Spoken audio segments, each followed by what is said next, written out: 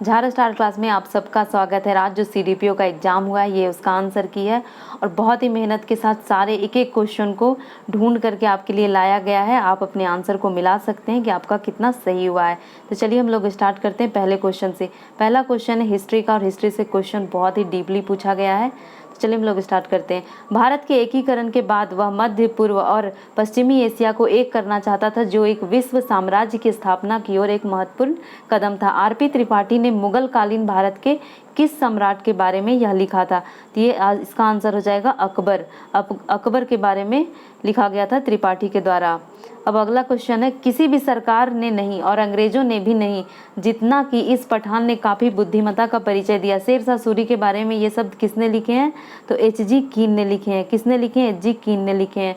तीसरा number question है, British का भर्ती सार्जेंट की उपाधि प्रथम विश्व युद्ध के दौरान सरकार को अपना सहयोग देने के कारण किसने प्राप्त की थी? तो ये महात्मा गांधी ने प्राप्त की थी। अब 4 नंबर क्वेश्चन हम लोग देख लेते हैं कि पुस्तक इंडिया डिवाइडेड किसने लिखी थी? ये राजेंद्र प्रसाद ने लिखी। अगला क्वेश्चन है, जवाहरलाल के बौद्धिक विकास में फरवरी 1927 में ब्रुसेल्स कांग्रेस में औपनिवेशिक दमन और साम्राज्यवाद के विरुद्ध उनकी सक्रिय भागीदारी के साथ एक मोड़ आया। ये शब्द किसने लिखा था? तो ये शब्द एस गोपाल ने लिखा था। इसकी पूरी संभावना है कि ये शब्द एस गोपाल ने लिखा था। अगला क्वेश्चन है, क्रिप्स के प्रस्ताव ने वास्तव में हमें कुछ नहीं दिया। यदि हम प्रस्तावों को स्वीकार करते हैं तो हमें भविष्य में पछताना पड़ता। युद्ध ने भारत को अपनी स्वतंत्रता प्राप्त करने का अच्छा अवसर प्रदान किया था। केवल एक वचन पर आधारित होने के कारण हमें इसे खोना नहीं चाहिए। ये शब्द किसने कहे थे? तो ये शब्द महात्मा गांधी ने कहे थे। अब हम लोग देख लेते हैं अगला सवाल को।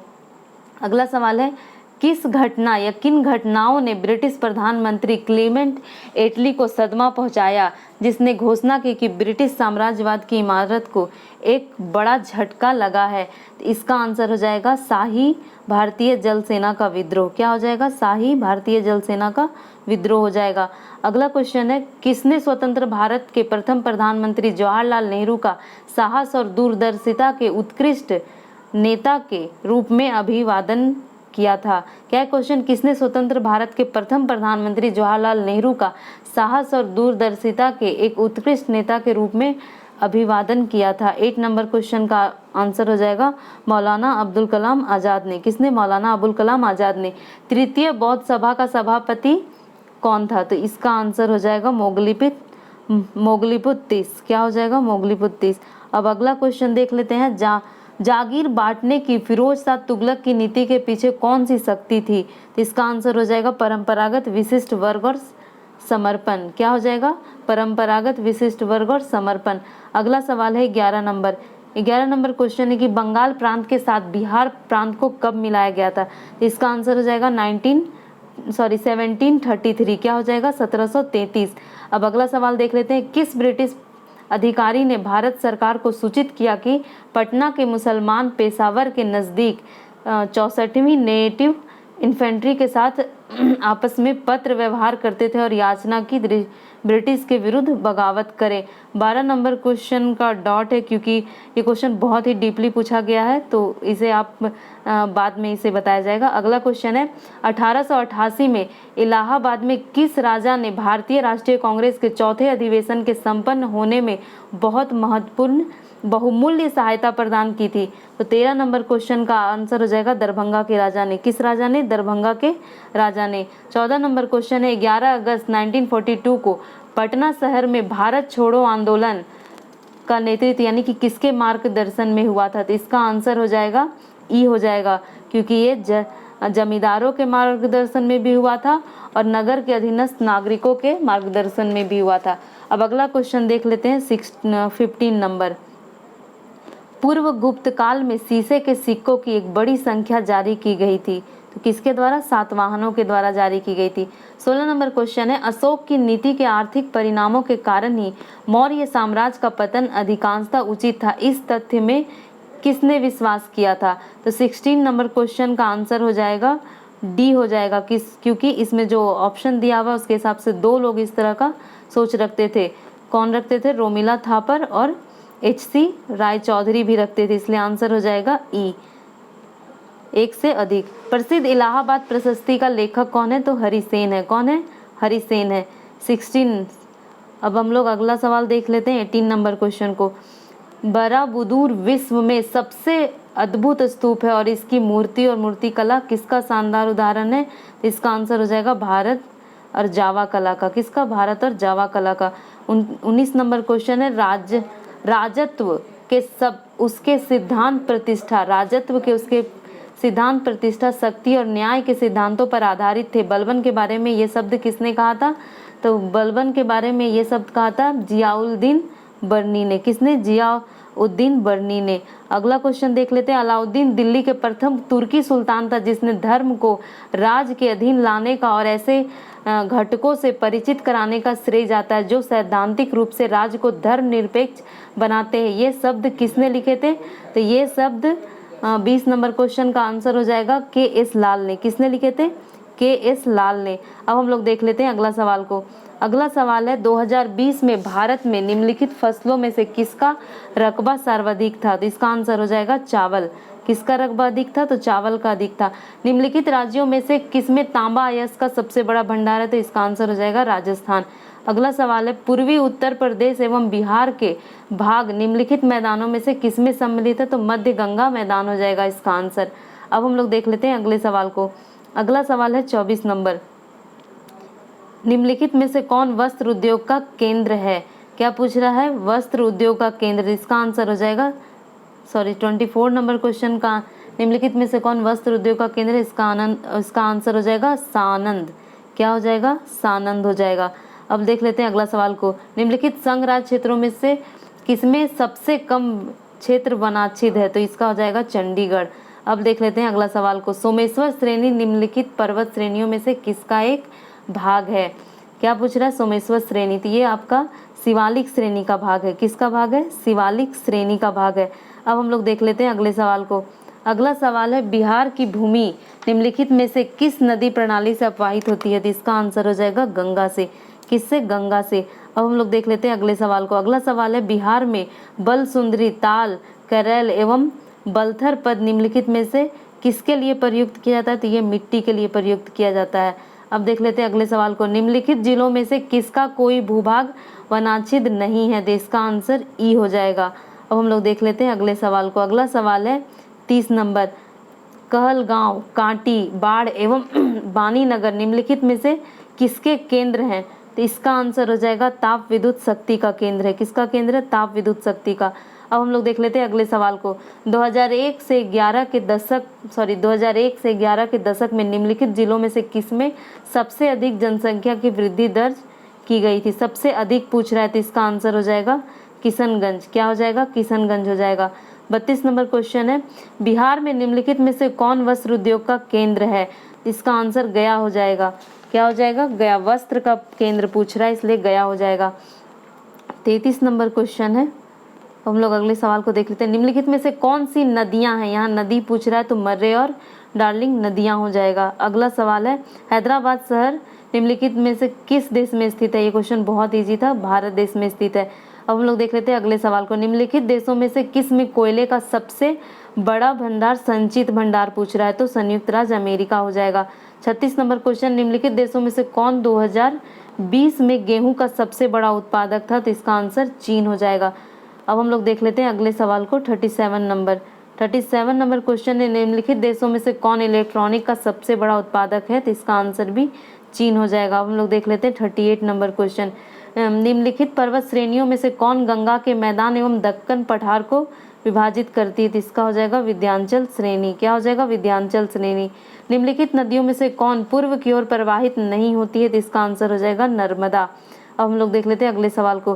काली मिट्टी के लिए निम्न में से किस शब्दावली का प्रयोग किया जाता है? तो रेगूर मिट्टी का। किसका प्रयोग किया जाता है? रेगूर मिट्टी का। अब हम लोग देख लेते हैं 41 नंबर क्वेश्चन को। बिहार का प्रथम गैर कांग्रेस मुख्यमंत्री कौन था? तो इसका हो जाएगा महामाया प्रसाद सिन्हा। क्या हो जाएगा? महामाया प्रसाद सिन्हा। अब अगला सवाल देखते हैं। किस राजनीतिक दल की बिहार विधानसभा में 4 सीटें और बिहार विधान परिषद में 1 सीट है? तो इसका आंसर हो जाएगा वीआईपी। किसका है? वीआईपी का है। अब हम लोग देख लेते हैं अगले सवाल को। अगला सवाल है 43 नंबर। निम्नलिखित में से किसने अनुच्छेद 370 हटने का समर्थन किया था? तो इसका आंसर हो जाएगा बीएसपी ने। किसने? बीएसपी ने। अब हम लोग देख लेते हैं अगला सवाल। अगला सवाल है 44 नंबर, नागरिकता संशोधन बिल का समर्थन निम्न में से किसने किया था? तो इसका आंसर हो जाएगा बीएसपी ने। किसने किया था? बीएसपी ने किया था। अब हम लोग देख लेते हैं अगले सवाल को। अगला सवाल है 45 नंबर, किस राजनीतिक दल ने मुस्लिम महिला विवाह अधिकार संरक्षण बिल 2019 का राज्यसभा में समर्थन किया था? 45 नंबर क्वेश्चन का आंसर हो जाएगा बीएसपी ने। किसने? बीएसपी ने। अब देख लेते हैं 46 नंबर क्वेश्चन को। पटना हाईकोर्ट का मुख्य न्यायाधीश कौन है? 46 नंबर क्वेश्चन का आंसर हो जाएगा न्यायाधीश संजय करोल। कौन है? न्यायाधीश संजय करोल है। 47 नंबर क्वेश्चन का आंसर हो जाएगा, क्वेश्चन है बिहार का पंचायती राज मंत्री कौन है? 47, तो इसका आंसर हो जाएगा सम्राट चौधरी। कौन है? सम्राट चौधरी। 48 नंबर क्वेश्चन को हम लोग देखते हैं, बिहार में कानून द्वारा गोवध किस वर्ष में प्रतिबंधित किया गया था? तो क्या हो जाएगा इसका आंसर? 1955 में प्रतिबंधित किया गया था। अब देखते हैं अगले सवाल को। बिहार विधान परिषद के नेता प्रतिपक्ष कौन है? ये बिहार विधान परिषद पूछ रहा है तो राबड़ी देवी हो जाएगा। क्या हो जाएगा? राबड़ी देवी। अब हम लोग देख लेते हैं अगले सवाल को। अगला सवाल है, इनमें से कौन 2 बार बिहार का राज्यपाल रहा है? इसका आंसर हो जाएगा क्या है? अखलाक उल रहमान किदवई। कौन? क्या हो जाएगा? अखलाक उल रहमान किदवई। अब हम लोग देखते हैं अगले सवाल को। रैयतवाड़ी व्यवस्था प्रारंभिक रूप से प्रारंभ की गई, रैयतवाड़ी व्यवस्था प्रारंभिक रूप से कहाँ प्रारंभ की गई थी? तो तमिलनाडु क्षेत्र में की गई थी। अब अगला सवाल देखते हैं, नेफेड क्या है? तो यह एक सहकारी संगठन है। अगला सवाल देखते हैं, आय की असमानता मापी जाती है। आय की असमानता किससे मापी जाती है? तो गिनी लॉरेंज अनुपात द्वारा नापी जाती है। अब हम लोग देख लेते हैं अगले सवाल को। तेल के संकट के कारण अधिकांश विकसित देशों ने समस्या किसका समस्या का सामना किया? तो मुद्रास्फीति जनित मंदी का। किसका? मुद्रास्फीति जनित मंदी का। अब हम लोग देख लेते हैं अगला सवाल 55 नंबर क्वेश्चन को। 55 नंबर क्वेश्चन है, इंडियन इकोनॉमी क्राइसिस पुस्तक किसने लिखी थी? ये हो जाएगा सीटी कुरियन ने। किसने लिखी थी? सीटी कुरियन ने लिखी थी। अगला सवाल देखते हैं, बिहार की ग्रामीण साक्षरता दर कितना है? तो 43.9% है। अगला सवाल देखते हैं, झारखंड बिहार का अभिन्न अंग था पूछ रहा है। तो ऑप्शन के हिसाब से 1999 हो जाएगा, क्योंकि 2000 में अलग हो गया था। बिहार के 3 कटिया पद्धति क्या है? तो ये कृषि पद्धति है। क्या है? कृषि पद्धति है। अब हम लोग देखते हैं अगले सवाल को। 59 नंबर क्वेश्चन को देखते हैं, लोकनायक की उपाधि किसे दी गई थी? तो ये जयप्रकाश नारायण को दी गई थी। अगला सवाल है, बिहार के सतत विकास के लिए राज्य सरकार द्वारा 7 निश्चय योजना अभियान प्रारंभ किया था। तो ये हो जाएगा आपका 2015 में। अगला सवाल है, वर्ष 2021 से 22 में बिहार का राजकोषीय घाटा राज्य के सकल घरेलू उत्पाद का कितना प्रतिशत है? तो 2.97 है। कितना है? 2.97 है।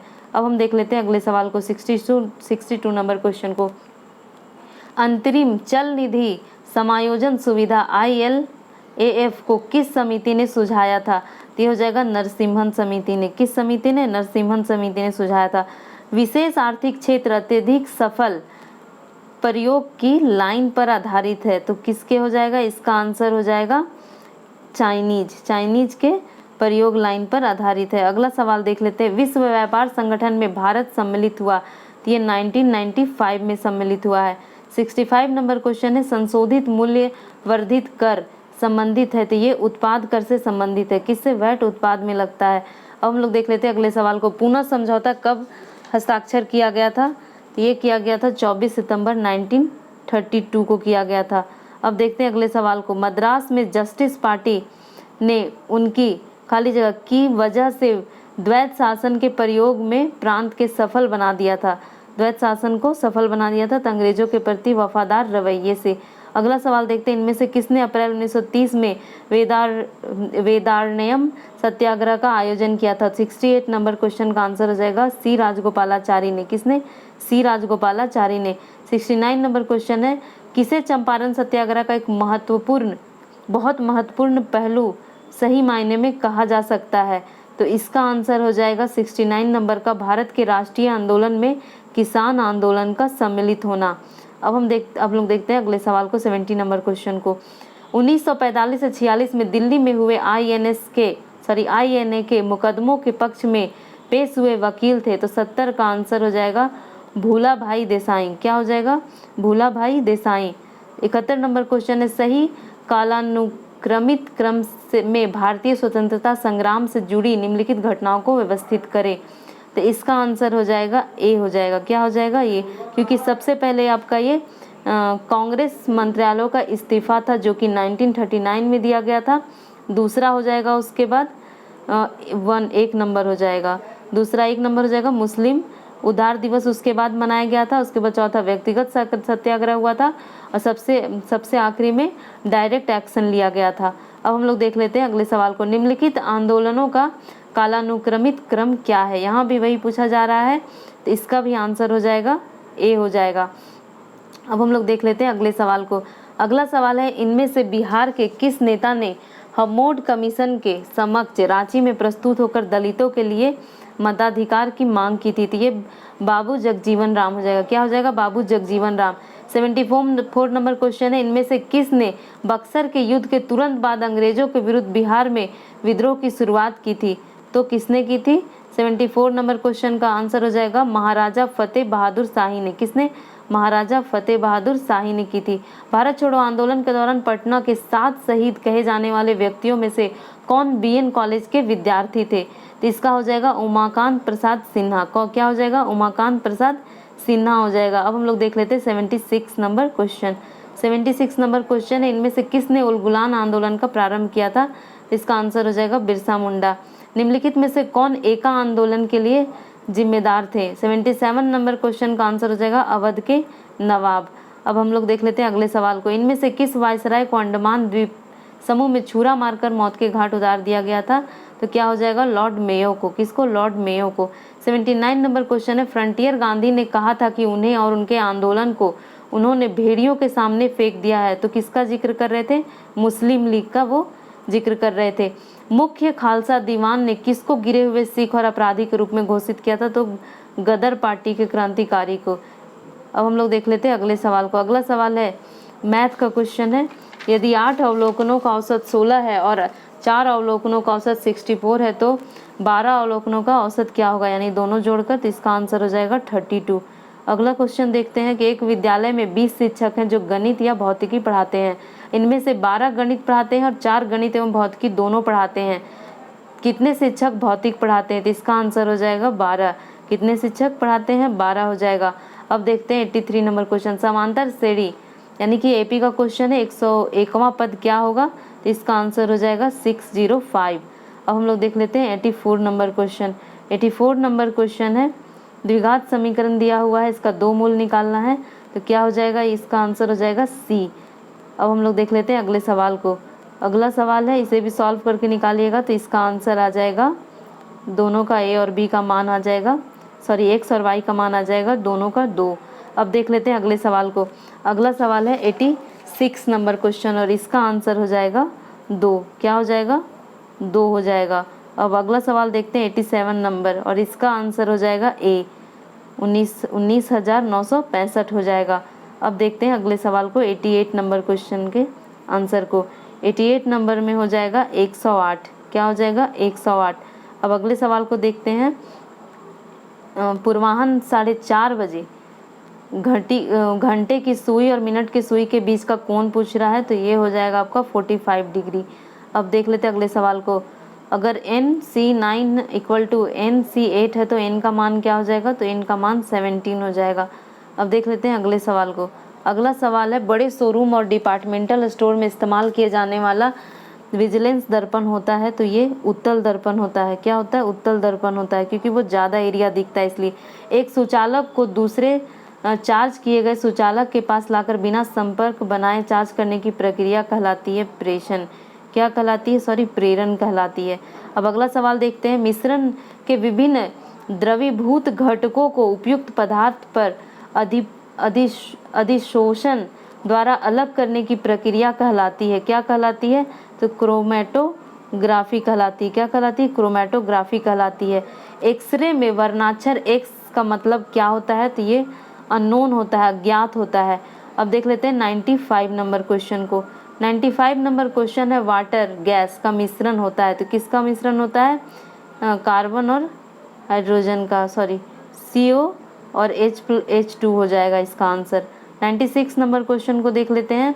खाली जगह के कारण पानी एक उत्कृष्ट शीतल कारक है, तो इसका आंसर हो जाएगा उच्च विशिष्ट उष्मा के कारण। अब देख लेते हैं अगले सवाल को। कोलाइड कण के आकार की सीमा होती है, तो 97 नंबर क्वेश्चन का आंसर हो जाएगा ए। क्या होती है सीमा? 10⁻⁷ मीटर से 10⁻10 मीटर। अब देख लेते हैं 98 नंबर क्वेश्चन। अक्रिस्टलीय कार्बन का शुद्धतम रूप है, तो इसका आंसर हो जाएगा दीपक का कालिक, यानी कालिक होता है। अब देख लेते हैं अगले सवाल को। आधुनिक परमाणु का प्रतीक किसके द्वारा प्रस्तावित विधि पर आधारित है, तो इसका आंसर हो जाएगा बर्जेलियस के। किसका? बर्जेलियस के प्रस्ताव पर आधारित है। निम्नलिखित विषयों में से कौन सी रासायनिक परिवर्तन की विशेषता नहीं है? क्या पूछ रहा है? नहीं है, तो इसका आंसर हो जाएगा ए नंबर। क्या हो जाएगा आंसर? अनुत्क्रमणीय होना। अनुत्क्रमणीय होना इसका विशेषता नहीं है। ऐसे पदार्थ को जो बिना रासायनिक प्रतिक्रिया के अन्य पदार्थों में पानी को आसानी से अवशोषित कर लेते हैं, तो इसका जो आंसर हो जाएगा वो ई हो जाएगा, क्योंकि ये भी अवशोषित करता है और ये भी अवशोषित करता है। अब देख लेते हैं अगले सवाल को। कार्बन मोनोऑक्साइड से प्रदूषित वायु में सांस लेना खतरनाक होता है, क्योंकि वो हीमोग्लोबिन के साथ संयोजन करता है। इसका आंसर क्या हो जाएगा? बी हो जाएगा। अब हम लोग देख लेते हैं अगले सवाल को। 103 नंबर क्वेश्चन है। खाली जगह के अभ्यास से जानवरों के अवलोकन तैयार किए जा सकते हैं, जानवरों के क्लोन तैयार किए जा सकते हैं। तो इसका आंसर जो हो जाएगा वो जैव प्रौद्योगिकी हो जाएगा। क्या हो जाएगा? बायोटेक्नोलॉजी के द्वारा। 104 नंबर क्वेश्चन है। निम्नलिखित में से खाली जगह आम के पौधे और बंदर दोनों में कोशिकाओं को पाया जाता है। ये क्वेश्चन साफ पूछ रहा था कि पादप कोशिका और ह्यूमन, मतलब पादप में और जंतु में कौन सा सिमिलर होता है, तो इसका आंसर हो जाएगा कोशिका झिल्ली। क्या हो जाएगा? Cell membrane. 105 नंबर क्वेश्चन है। खाली जगह मांसपेशी को हड्डी से जोड़ता है, तो मांसपेशी और हड्डी को जोड़ने को हिंदी में कंडरा और इंग्लिश में टेंडन कहते हैं। क्या कहते हैं? टेंडन कहते हैं। अगला सवाल है। फूल का कौन सा भाग फल बनता है, तो ये सबको पता होगा, इजी क्वेश्चन है, अंडाशय से। अब देख लेते हैं अगले सवाल को। अगला सवाल है। द्विपद विज्ञान संबंधी नाम का उदाहरण है, तो यहाँ पे ग्रीन एल्गी दिया हुआ है, स्नो लेपर्ड दिया हुआ है, रेनेट एग्रेना दिया हुआ है, तो ये हो जाएगा आपका आंसर। यही है जो विज्ञान संबंधी द्विनाम पद्धति पर आधारित है। अगला सवाल देख लेते हैं 108 नंबर। संक्रामक रोगों का सबसे सामान्य वाहक कौन है, तो मक्खी है। क्या है? मक्खी है। 109 नंबर क्वेश्चन देख लेते हैं। विटामिन ए का सबसे अच्छा स्रोत है, तो क्या हो जाएगा? गाजर सबसे अच्छा स्रोत है। 110 नंबर क्वेश्चन को देखते हैं। 110 नंबर क्वेश्चन है। कंधे पर पाया जाने वाला जोड़ खाली जगह में भी पाया जाता है, यानी कि कैसा होता है, तो ये बॉल और सॉकेट के जैसा होता है, तो ये नितंब हो जाएगा, यानी कि हिप के पास का बनावट भी, हिप के पास जो हड्डी होता है उसका भी सेम होता है। 111 नंबर क्वेश्चन है। निम्नलिखित में से खाली जगह हमारे शरीर के तापमान को नियंत्रित करने के लिए सबसे अधिक सक्रिय है, तो इसमें जो आंसर हो जाएगा वो ज़्यादा जो सक्रिय होता है वो दिमाग के द्वारा किया जाता है, पर यहाँ पे जो ऑप्शन है उसके हिसाब से फेफड़ा हो जाएगा। क्या हो जाएगा? लंग्स हो जाएगा। देख लेते हैं 112 नंबर क्वेश्चन। खमीर का उपयोग के उत्पादन में किया जाता है, यानी किसके उत्पादन में किया जाता है? ऑप्शन के हिसाब से शराब के उत्पादन में किया जाता है।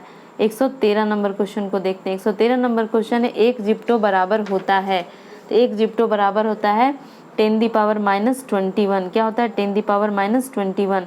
114 नंबर क्वेश्चन है। पेंडुलम घड़ी की समयावधि यानी दोलन काल होता है 2 सेकेंड होता है। क्या होता है? 2 सेकेंड होता है। 115 नंबर क्वेश्चन है। बैरोमीटर की ऊंचाई में अचानक वृद्धि इंगित करती है, तो तूफान या चक्रवात का आने को इंगित करती है। 116 नंबर क्वेश्चन है। बहुत ठंड के मौसम में पानी का खाली जगह जलीय जीवन को संरक्षित करने में मदद करता है, तो कौन मदद करता है? विस्तार। कौन मदद करता है? विस्तार। अब देख लेते हैं 117 नंबर क्वेश्चन। 117 नंबर क्वेश्चन है। निम्नलिखित में से ग्रीन हाउस गैस है, तो यहाँ पे ऑप्शन दिया है कार्बन डाइऑक्साइड, ये भी है, ओजोन भी है, CFC भी और मीथेन भी, यानी कि ई हो जाएगा इनमें से सभी। अब अगला सवाल देख लेते हैं। नाई की दुकान में 2 समतल दर्पण रखे जाते हैं, तो एक दूसरे के समांतर रखे जाते हैं। अगला सवाल देख लेते हैं। बिल्ली के सुनने का आवृत्ति विस्तार होता है, तो ये 45 हर्ट्ज से 64 किलो हर्ट्ज होता है। अगला सवाल देख लेते हैं 120 नंबर। पृथ्वी के चुंबकीय क्षेत्र में रखे गए दंड चुंबक जिसका उत्तरी ध्रुव भौगोलिक उत्तर दिशा की ओर स्थित है, के चारों ओर उदासीन बिंदुओं की संख्या होती है, तो 2 होती है। कितनी संख्या होती है? 2 होती है। अब देख लेते हैं अगला सवाल को, 121 नंबर को।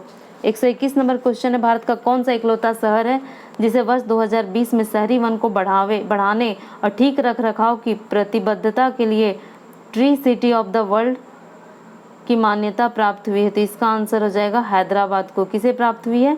हैदराबाद को प्राप्त हुई है। अब अगला सवाल देख लेते हैं। अगला सवाल है, विश्व वायु गुणवत्ता रिपोर्ट 2020 के अनुसार निम्नलिखित में से कौन सी राजधानी अत्यधिक प्रदूषित पाई गई है? तो नई दिल्ली। कौन पाई गई है?